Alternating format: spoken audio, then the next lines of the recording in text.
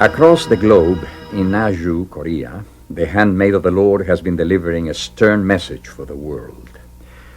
As the model and mediatrix of all graces, Our Lady is gently but firmly focusing our prayerful attention upon her Son Jesus.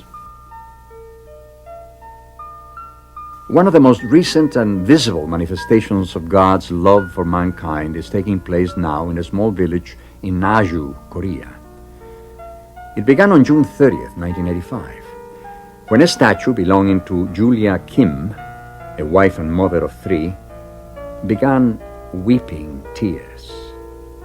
The statue has wept many times since then, even tears of blood.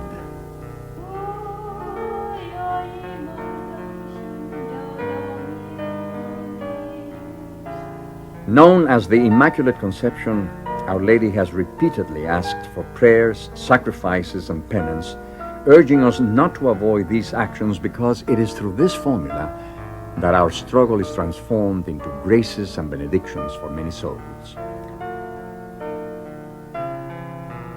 The message of Naju parallels that of Akita and Fatima. Our Blessed Mother mourns the amount of sin in the world and the failure of her children to make reparation.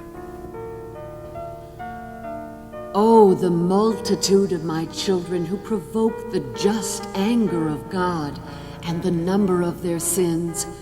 One must fear the just anger of God in order that the fire from heaven does not fall upon the earth. I pray without ceasing for those of my children who have fallen into vice and corruption, suffering in their place. But if one does not accept the messages that I give, if one continues to accommodate to the things of the world without seeking those of heaven, it will be too late. I ask you this because the chastisement could come through the human race itself. One of the strongest messages being transmitted to the world from Naju addresses the issue of abortion. Our Lady has told me that these little lives beg to live.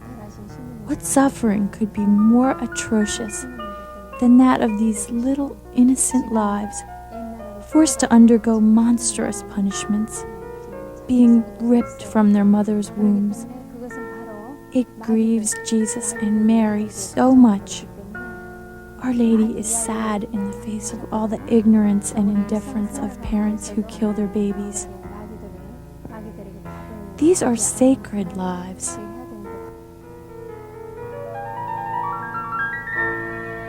The world goes relentlessly toward its ruin, while Satan deploys all his power to destroy it.